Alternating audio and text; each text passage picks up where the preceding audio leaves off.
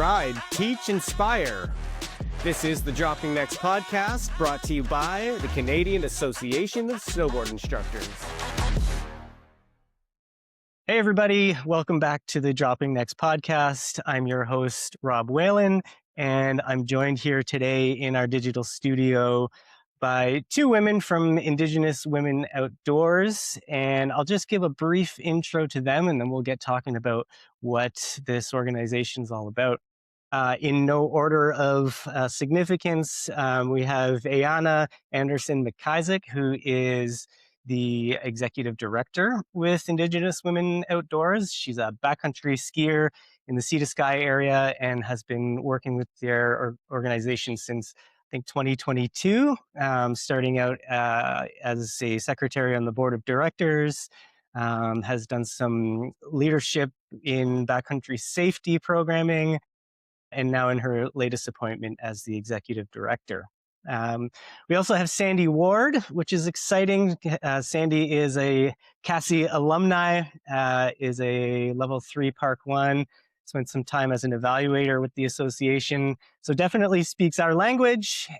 She is one of Indigenous Women Outdoors' founding members. She spent a lot of time in the backcountry with programming with the organization, as well as in the mountain bike scene.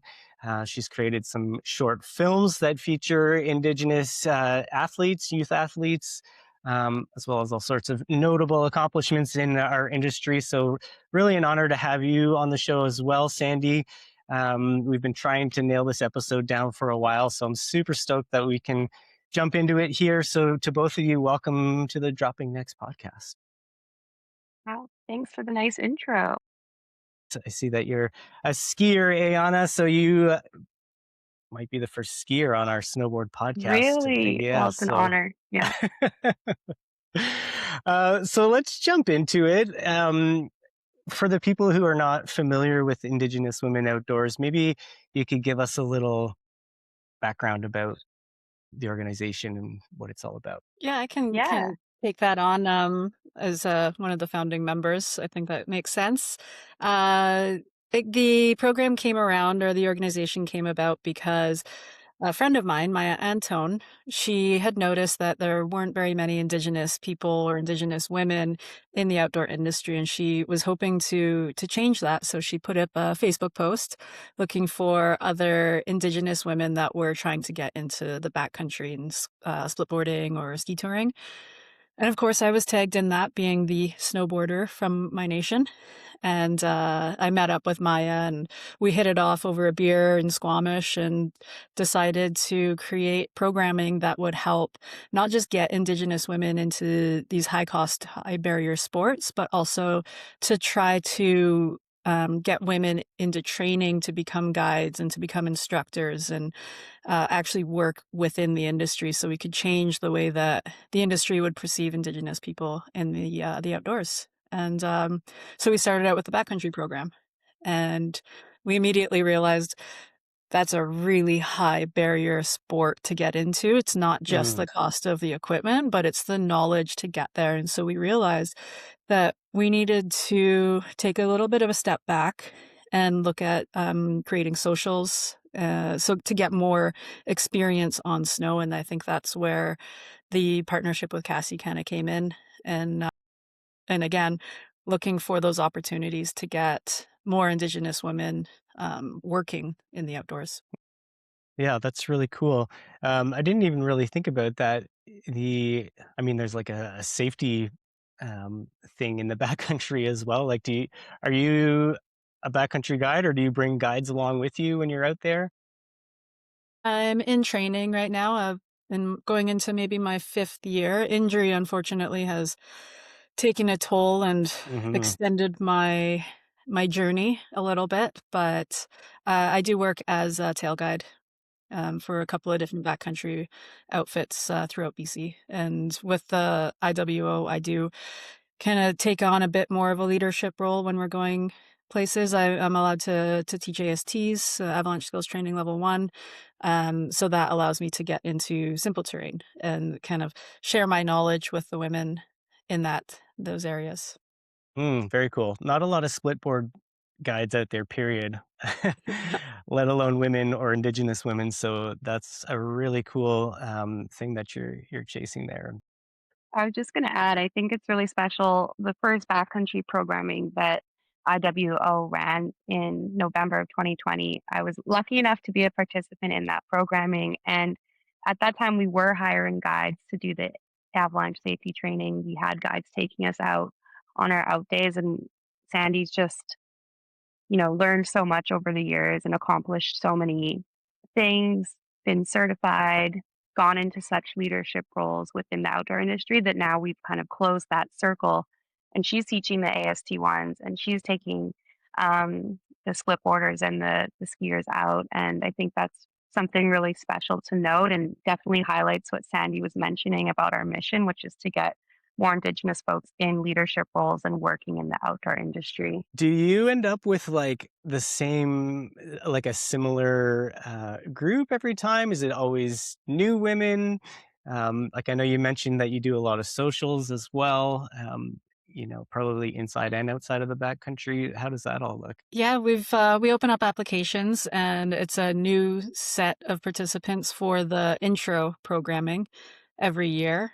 We have extended and done or um, we've expanded and we run like a more of a advanced backcountry. And so that's all the alumni members that can come back and further their education and knowledge in whatever field it is that they want to do. Like we've done it in mountain biking as well, where we have our members come back we had a race team one year. So it's been pretty cool to like see IWO progress from like all intro programming into more advanced and getting people more certified to work outside. Well, that's really cool, and it kind of makes sense, right? The older your organization becomes, the more alumni you're going to have, and the greater range of ability you're going to have, and I guess the greater range of programming you're going to have available, right, in the fullness of time.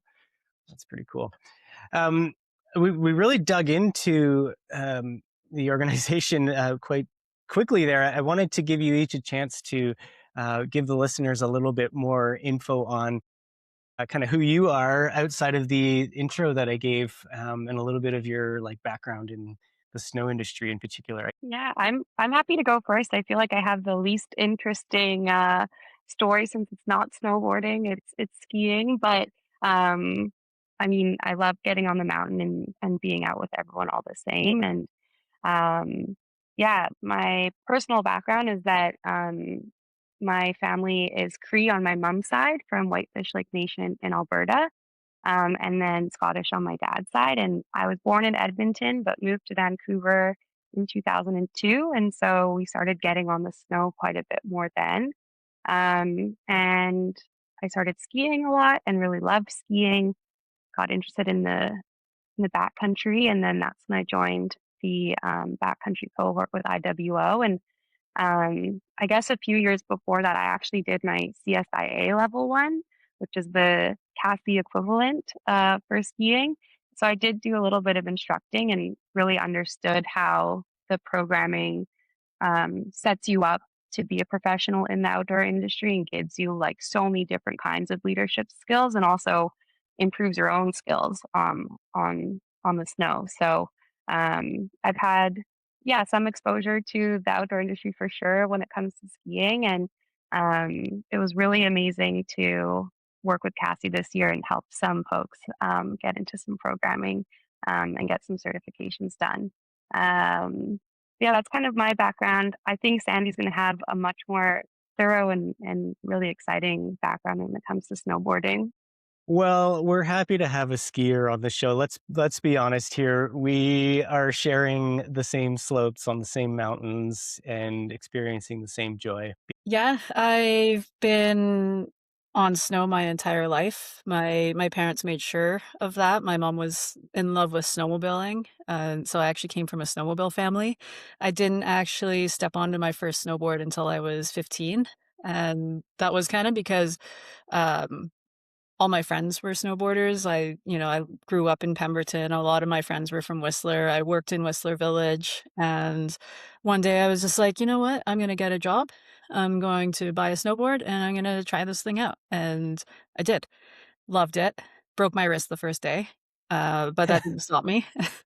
Classic It story. should have been a clue as to what my future would hold, but, no, I kept going. I ended up on the First Nation snowboard team in its first year, 2005, and then from there, I got an invite to the BC freestyle team to compete in half pipe, and so I did that for, a number of years, which was amazing, and it kinda transformed my life into what it is now. I gained a lot of experience in training, nutrition, and just like mental like health and stability at a performance level. And so it made me a stronger person to move through life within the industry as the only Indigenous person that I knew doing this thing. And I started teaching when I was 19 at Whistler Blackcomb. I just celebrated my 20th year with them. Whoa, And congrats. yeah, I've actually done about 25 seasons of teaching. So I've taught in Japan, I've taught in New Zealand and Australia. And yeah, just snowboarding kind of took me around the world and introduced me to like the most rad people I could ever imagine meeting. And yeah, I wanted to share that with the youth. I came from a youth program, the First Nation snowboard team. And so I've now started or I've taken over the Liatwa Kwechola, which means Liatwa sliding in our language. So I've been running the snow program for the kids for 2 seasons now. And it's really cool to see that some of them got certified CASI level 1 this year and are really excited to start their jobs at snow school next year. So I'm pretty stoked to be able to see that growth within the next generation. And yeah, that's kinda where I'm at today is just supporting the kids that wanna get out on the snow.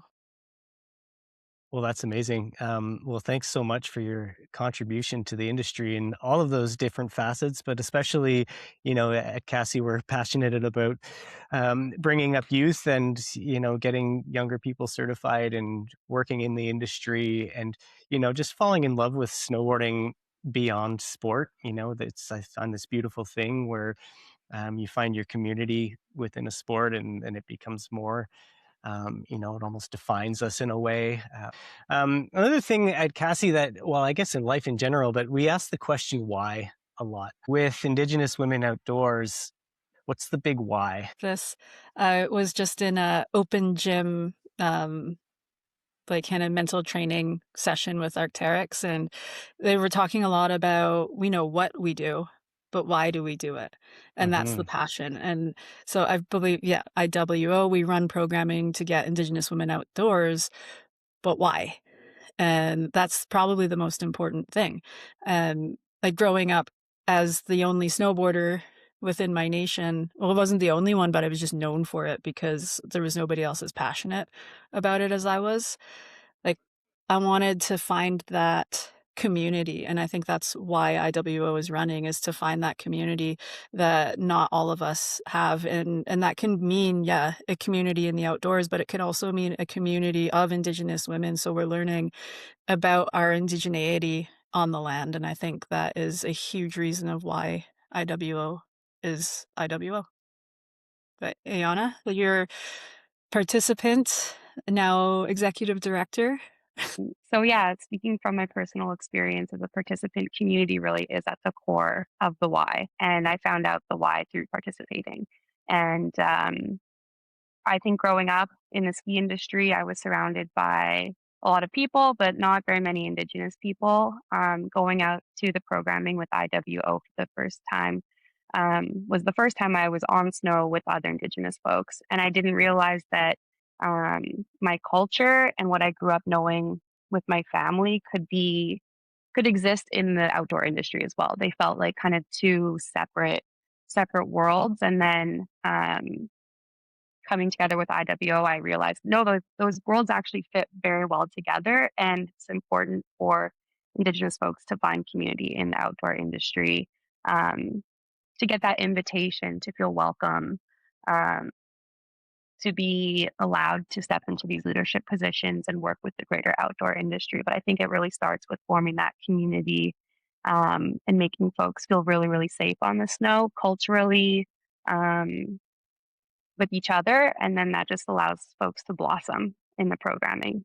So yeah, community is definitely at the heart of the organization and our why. Yeah, that's amazing. I have the opportunity to sit on our what we call our diversity advisory group with CASI, and one of the core things that we are strive for in this group is we're working towards this statement, which is that you can't be what you can't see. So the idea of creating visibility, so that everybody can, feel seen. And so I think you both spoke to that really nicely there. So the connection between IWO and CASI, I guess, kind of came to be in a number of different ways. But I thought, just for our listeners, it might be worth me talking a little bit about our First Tracks Fund, which came to be last season. We call it the First Tracks Fund, which is essentially a legacy fund that was put together in order to support organizations or individuals that align with our core mission and vision. And there's some different areas of focus within the First Tracks Fund. So instructor training, obviously, certification grants and bursaries, environmental and climate education, supporting other initiatives aligned with our mission. Um, and another area of focus, which is, I think, why we ended up here, is Indigenous leadership and participation initiatives. It's written right into the fund, which obviously aligns like 100% with what you're doing at Indigenous Women Outdoors. So when I came to learn about your organization, I was like, we got to get these folks on board because they're doing what we're talking about. So it all worked out, which is really great.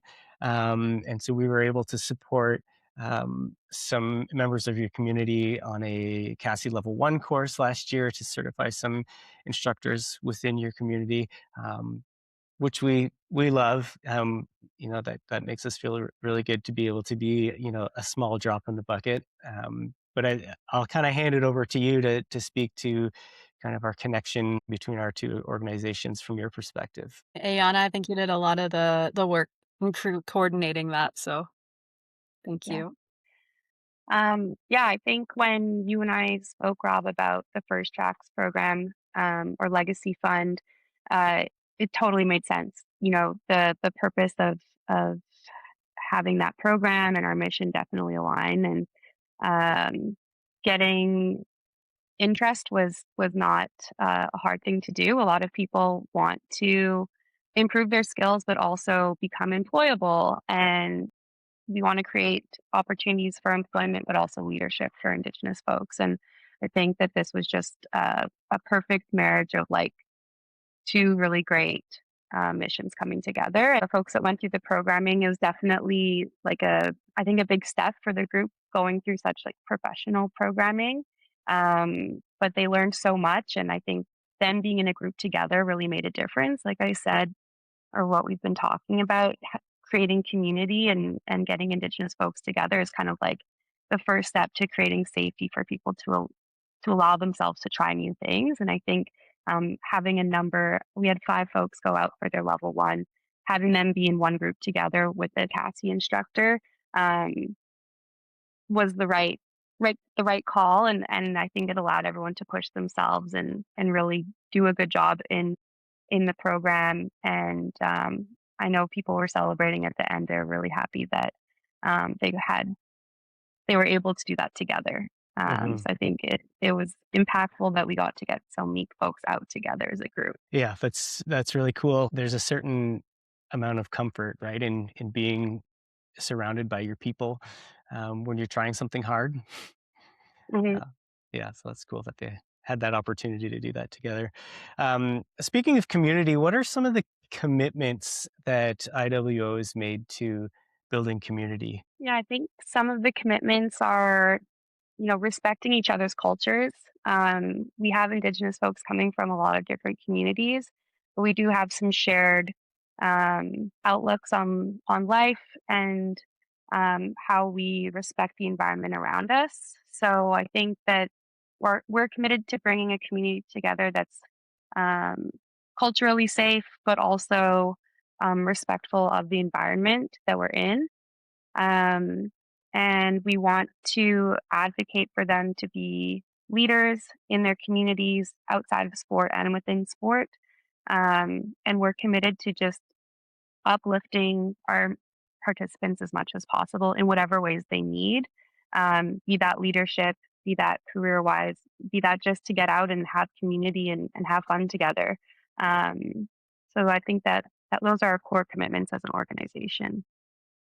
Having fun together is such a great way to build community, right? What have you witnessed in terms of growth within the community through the efforts that you've done to build that community? Yeah, I was looking at our participant numbers for each year, and I think our first year, Sandy mentioned, we just had the one program for the backcountry. And then year after year, we grew slowly. And then I would say in the last 2 years, we've grown significantly. So if we're looking at like numbers of participants, we went from like 25 to 50 to 60 to 70. And then all of a sudden, we have 150 participants coming through in a year, and then 200 participants coming through in a year. So I think that um, the impact of folks coming out is that they invite their friends too. They're like, "Hey, I found this space that's really safe and cool, and I was able to look to get a lot out of it and put a lot back into it." And part of putting back into it is them inviting their friends and getting more folks to come along. And so I think that um, it's really clear that there's a demand for really low barrier access to sport from Indigenous communities. And we're still figuring out how to balance that, but we want to include as many folks as we can in programs like what we have set up with CASI is one of the ways that we can do that. And like, I think a lot of your efforts are around providing access to sport. I mean, we're particularly interested in snowboarding, but I know you do all sorts of other sports as well. What does that access mean to you at IWO? Yeah, I think access means gear, definitely gear, safe instruction so that we can go back out there and be safe together. Um, Access also means having the invitation to just show up as who you are and to be welcome and to be challenged. Um, that's what I think about when I think about access. Sandy, do you have anything that you want to add? Yeah, I think that sums it up very, very eloquently, actually. Like the invitation is the huge, huge thing. Um, this is something that's like kind of been brought up recently. Is a lot of local nations, they didn't feel that the invitation until recently, and that's been really cool to see that all of a sudden grow within the Lietwet Nation. Um, Having exactly the one person that comes out, and then they share with their friends, and then all of a sudden we have a whole new community. So IWO is not done growing yet.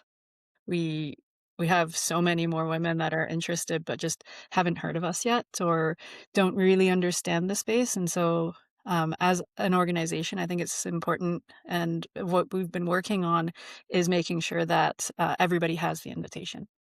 Yeah, that's amazing. So creating that access through invitation is just kind of sounds like there's like this exponential effect that comes out of it, right? One person tells another person, and then those two people tell two people, and all of a sudden you got this whole crew um, who didn't know they could be out there doing this together. So that's pretty amazing, and that speaks to that visibility thing as well, right? The more people you have out there ripping, the more you're going to get.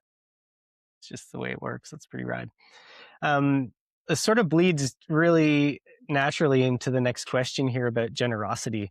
Um, so, can you speak to the importance of generosity within your either community or the organization? I guess it's probably pretty interwoven. I think what creates our community is the people that attend. We try to make sure that everybody feels welcome and everybody understands that they're gonna be giving back in a way that they feel comfortable to as well, and that is within Indigenous cultures itself. Reciprocity is really important, so we're giving but we're also receiving. And our participants are receiving the opportunity to access these high cost sports. And what they're giving us is the opportunity to create community and create these safe spaces, which is really cool. It's different from any program that I've been a part of before. Like, I just feel more confident and more safe in the spaces that IWO creates. Yeah. I think I'll add from, my role's perspective. I also think of generosity from a partnership perspective and what that looks like. I think that um, there's reciprocity happening in many different ways. I think the participants coming out and sharing their culture and their stories with the broader outdoor community is an act of reciprocity. But I think that the partners who come to us and provide us with more opportunities to get folks out onto the land is another act of reciprocity. And what we can give back is healthy conversations about why it's important for that hand to be extended. And yeah, I think reciprocity and generosity kind of go hand in hand when we're talking about how that shows up with Indigenous Women Outdoors and with our participants, but also our partners. Beautiful. I love that. Really well put. So I prepared the questions in a couple of different blocks of questions, as we talked about earlier. But what I didn't tell you is that we like to do this thing called the palate cleanser kind of halfway through the episode just to break it up, especially when we're talking on heavier topics.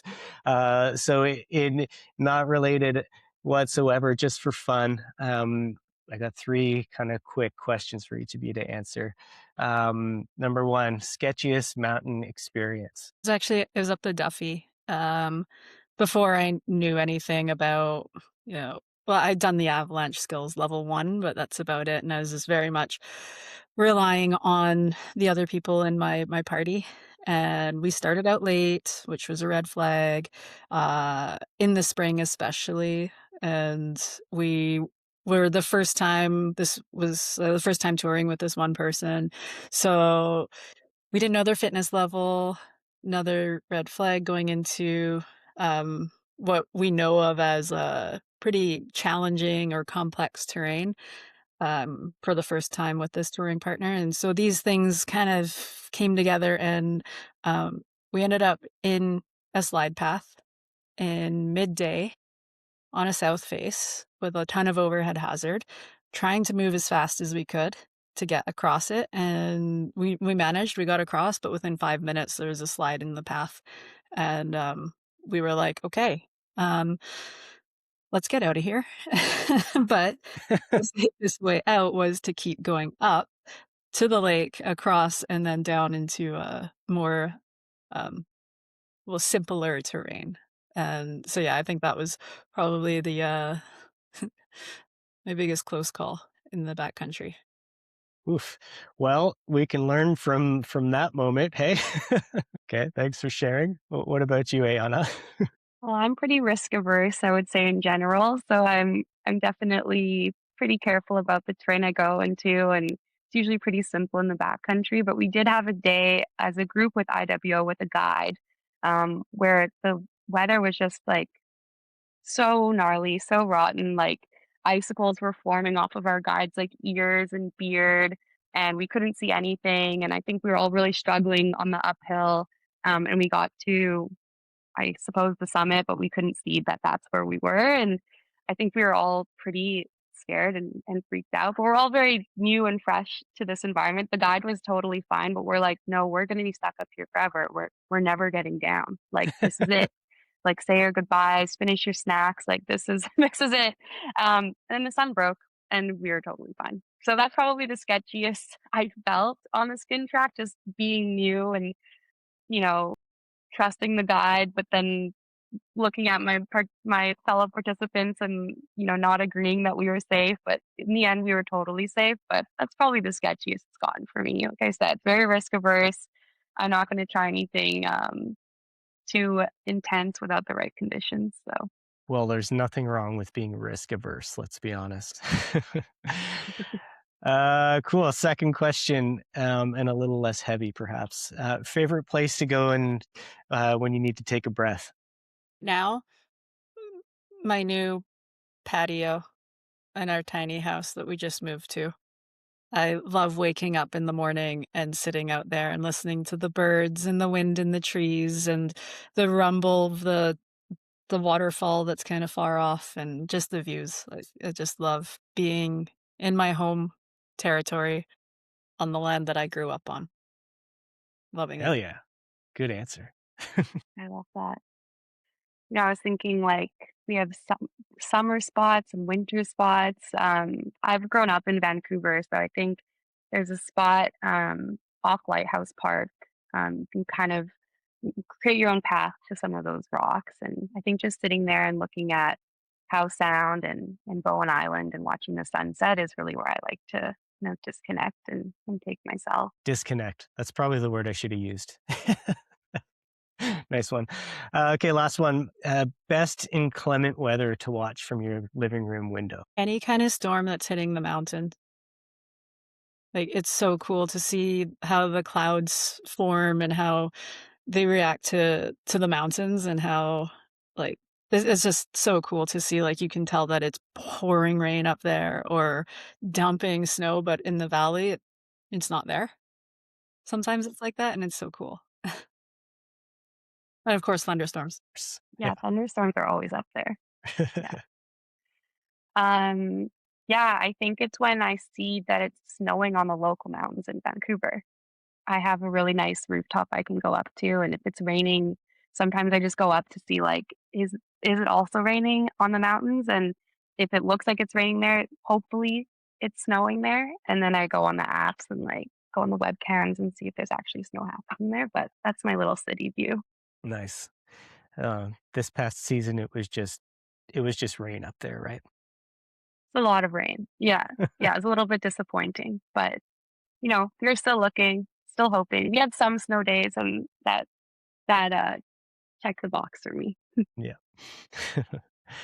Nice. Well, cruising into the backside of our episode here, I guess we'll start off with how you appear online. I noticed a lot of kind of color and like really fun graphics within your branding, and it would be kind of cool to hear you speak on that a little bit.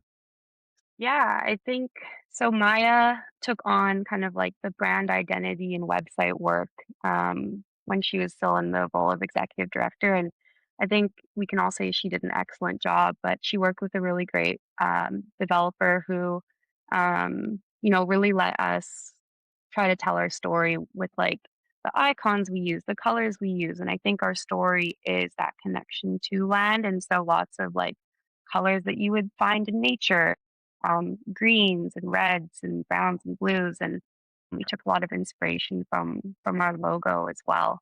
Our logo um, is on the shared territory of the Squamish and Leewat, and it's this beautiful. I think it kind of mimics Panorama Ridge. We have a, a woman or figure in the center with a big heart, and there's blue water, and I think we really took inspiration from that. And then Tavy, she's our social media coordinator. She has really transformed how we show up online on social media and been collaborative with other folks on the IWO team, but making sure that we're showing our participants out on the land and have like giving that perspective of what it's like to actually come out with us on the land. So lots of photos of people running, walking, talking, slowing down, and then keeping with just like those bright colors and like I think it really mirrors the fun that we have when we're out together. And Tavy has come out as a participant, and I think the more that she comes out and hangs out with the group, the better our identity becomes online.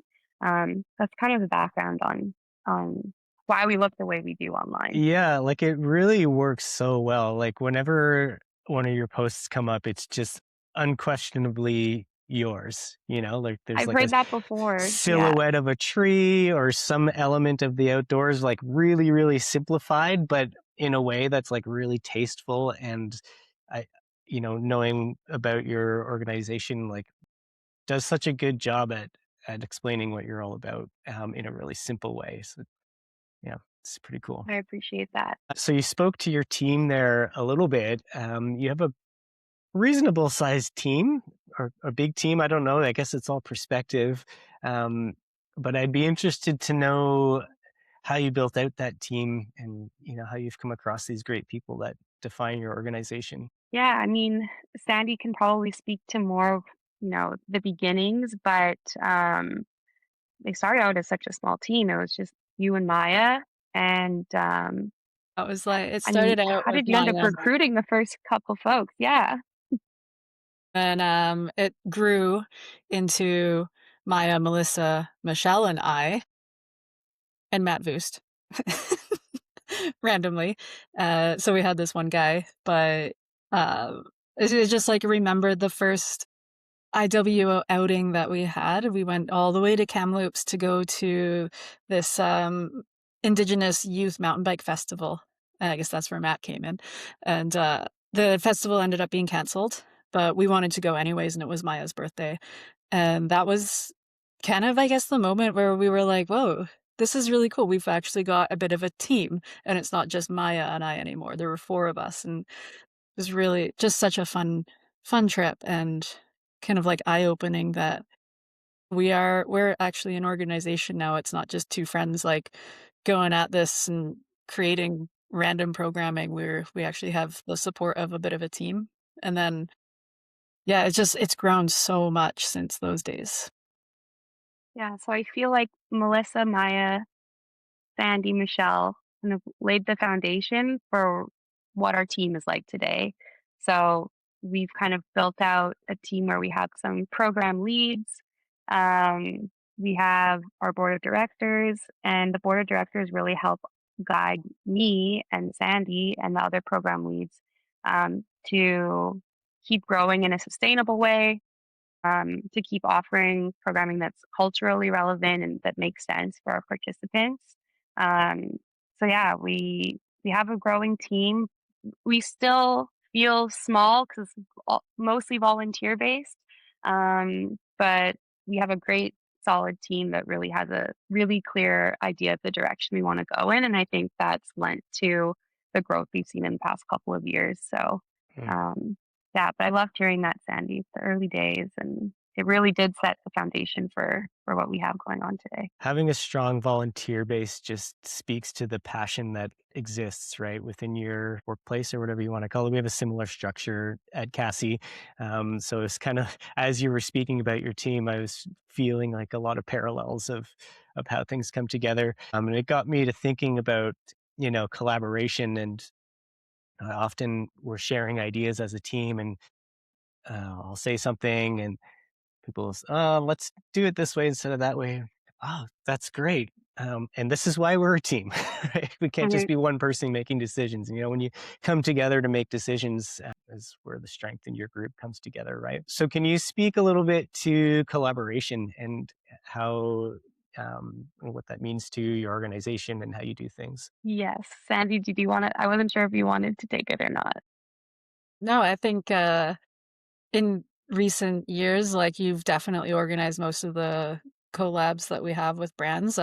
Yeah, in the early years, I was definitely very much a huge part of reaching out to brands and gaining support and creating those partnerships.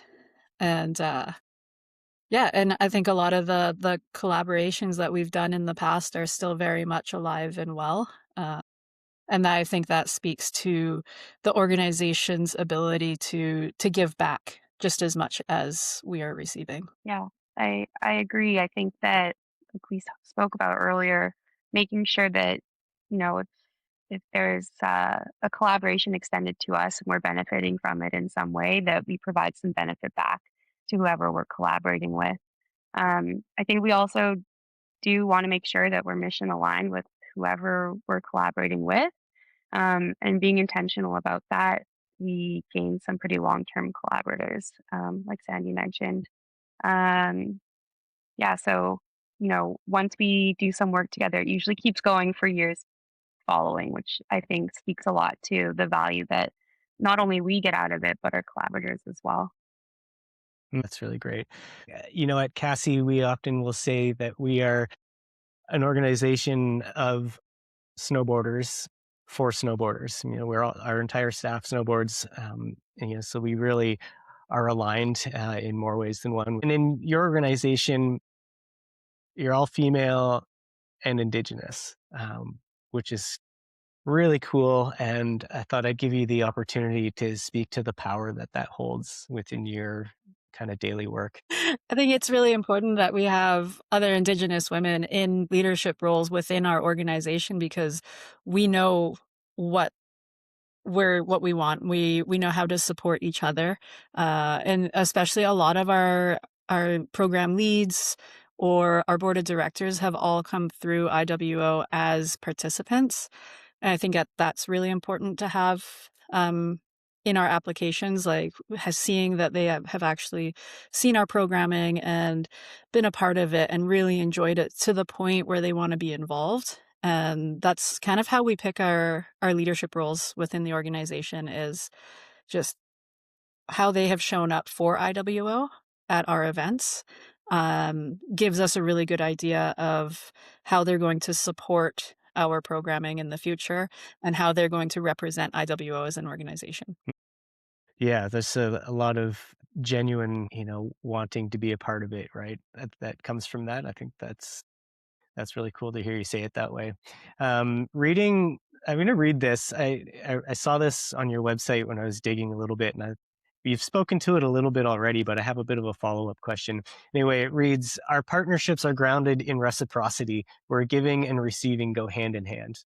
Uh, it's a really powerful statement, and I feel like it's an opportunity for us, or for me, to ask, like, who benefits from the partnership that we've created? Participants benefit hugely, and that extends into, like I was saying earlier, some of the kids that have gone through CASI are now looking at jobs at Whistler Blackcomb Snow School.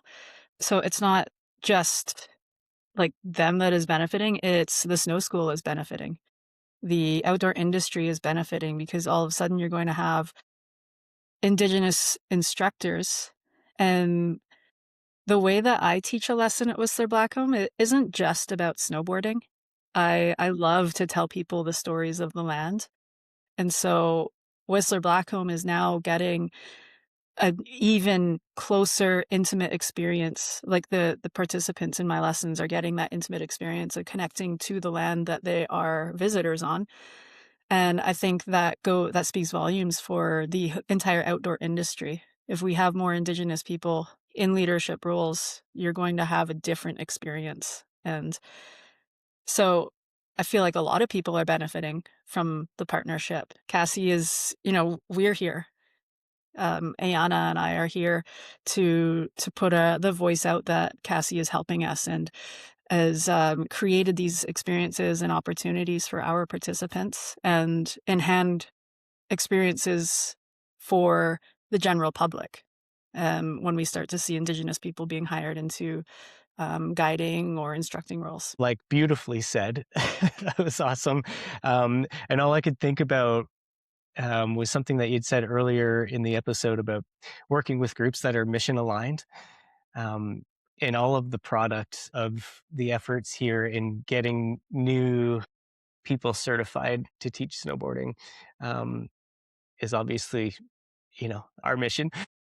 But then you're taking it one step further, which I think is really amazing, and I think why this partnership is working really well, and we're stoked on it. So I guess furthering our talk about partnership, what kind of doors is this opening?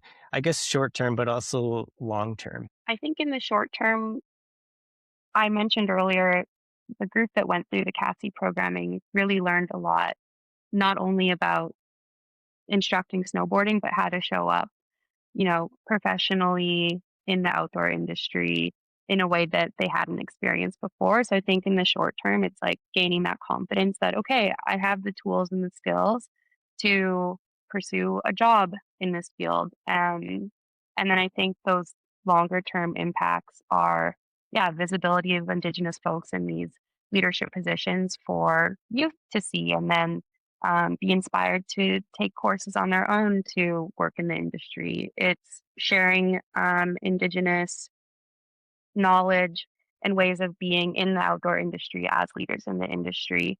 And it's getting Indigenous people ultimately back on to the land and being invited back onto the land after, you know, a history of being not invited onto their land.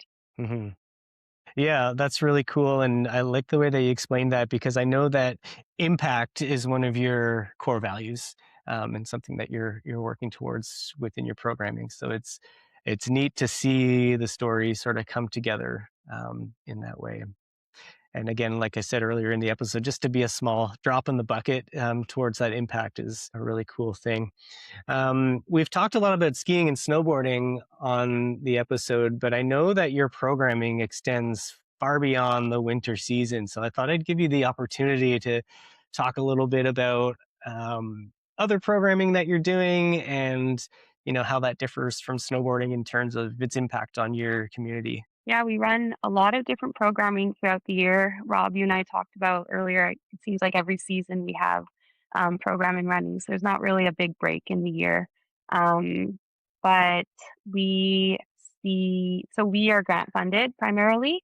Um, it's grants and donations. And so depending on the funding, that can impact what programming we run throughout the year. But our kind of core programming is that backcountry programming, skiing and snowboarding in resort in the winter.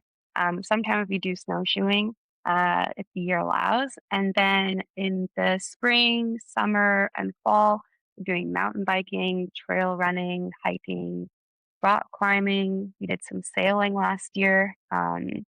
One of our board members is a big sailor, and she said we need to get Indigenous folks on the water. So some more water-based activities. Yeah, we have a pretty diverse portfolio of activities for folks to do. We also want to create some more accessibility. We recognize that a lot of the sports we do are kind of extreme and not accessible to everyone. So making sure we have like a walking program, we have a beading program where people can just come together and gather indoors. So Indigenous women indoors for some of those events. But yeah, we definitely have a diverse portfolio throughout the year. Yeah, we were speaking a little bit offline about how our off season in snowboarding allows us to plan for the on season, but it seems like you would always be doing both, which must be Always on. exhausting. Yeah. So you mentioned accessibility to these sports as being a bit of a barrier, especially being grant funded, I would imagine. Do you get gear donations? Do you have outlets for that? Like, what are some ways that people can get involved to support your cause? Cause is probably not the right word.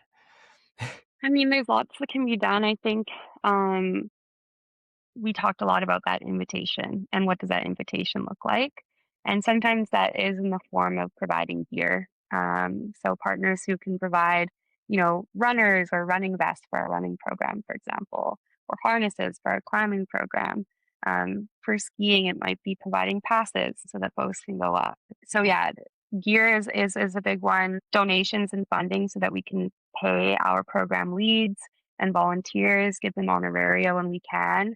um, we want to be able to support the folks who are helping us as much as possible. I think talking about Indigenous Women Outdoors and understanding the importance of celebrating Indigenous culture and inviting it into the outdoor space and making the connection to land stewardship, to decolonizing sport, which I we don't have to get into today, but there's a lot of conversation about what it means to decolonize sport. And I think when you're thinking about the perspectives of Indigenous folks, you really start to paint that picture. So I think folks can kind of take some time to think about this and be critical about how they use the land and who's able to share the land with them. So yeah, I think a lot of different ways to be involved and support it. Went on a bit of a tangent there. No, tangents are welcome. That's what the podcast is all about. And you said something there that was kind of impactful, which was talking about it, right? I'm stoked that we got to talk about it today. We're using this platform to communicate the voice a little bit more. What are some channels that people can check out to, extend their own research and be able to talk about it, within their own communities? I mean, I think following us on Instagram, we're not just posting about our programming, we're sharing links to um, other folks' channels on social media, places where you can kind of get some education. Um, and I think, just talk to your Indigenous friends, reach out to the communities, and take advantage of the opportunities you have to learn. Um, Sandy, is there anything else you want to add in terms of like where can folks start to have these conversations and be a little more critical about where they're at? Always direct people to the cultural centers because, yeah, you can talk to your Indigenous friends, but sometimes they don't want to talk about this, and that's what these museums are for and the cultural centers are for, is you to go and ask these questions, and it's in a safe, comfortable environment. You're not, like, it's I love going to the cultural center in Whistler. Like, I learn something new about my own history every day that I go there, so it's pretty cool. You can usually find, like, books in those cultural Hmm. centers, sometimes written by the locals. I'm actually staring at one right now. I don't know why it's sitting here, but it's called the Intakman calendar, and it really teaches us about the plants that we used, and I got this at the Squamish Cultural Center, so I don't know why it's just sitting there.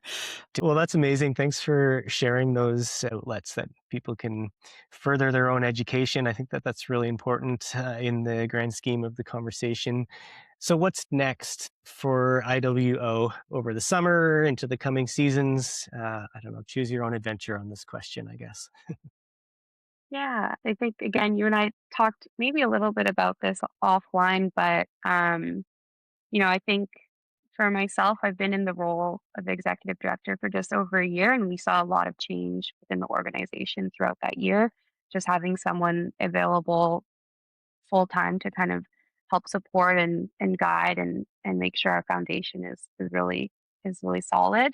So I think what's next is making sure that our programming remains like that we're still hitting all the marks that we want to hit in terms of our mission and making sure that it's still culturally relevant and culturally safe, and that the activities make sense for the group that we are. I think we get approached with so many different types of programming and activities, and we just want to make sure that we're ensuring that it's still culturally grounded, whatever activity that we're doing.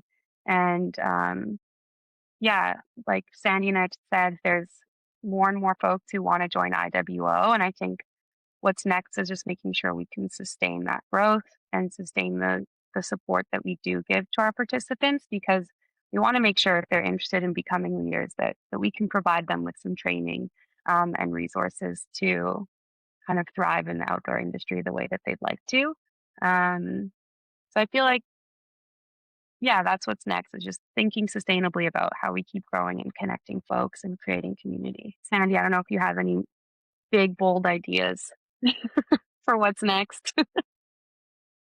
Just, I feel like this summer we're continuing the programming that we've done all the time. Like, we part of the Arc'teryx Academy, and we've got our mountain biking and our trail running and marathons and things like that. Like, just continuing on with that and not really expanding into any new sports. I don't think we're ready. I think we need to figure out how to sustainably run the core sports that we have. Yeah, I agree.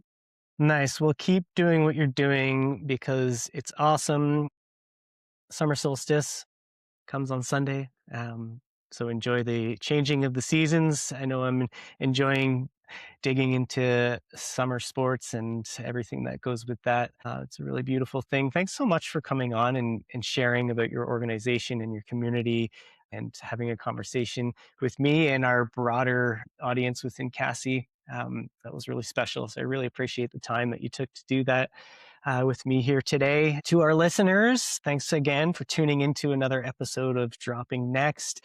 Be sure to jump on Instagram and follow Indigenous Women Outdoors. They're pretty easy to find. And like we talked about on the episode, you'll know right away when you see their graphics on their posts and all the information they're sharing. So be sure to do that. That's your first step. And be sure to jump on and leave us a review on the episode or on the show in general. We would love to hear from you as we continue to grow this thing. And if you have topics you want us to discuss, guests you want us to check out and have a chat with, email us at podcast@casi-acms.com. Aiyana and Sandy, thank you again. Thank you so much for coming on. And to the listeners, we'll see you in 2 weeks for our next episode. Thank you.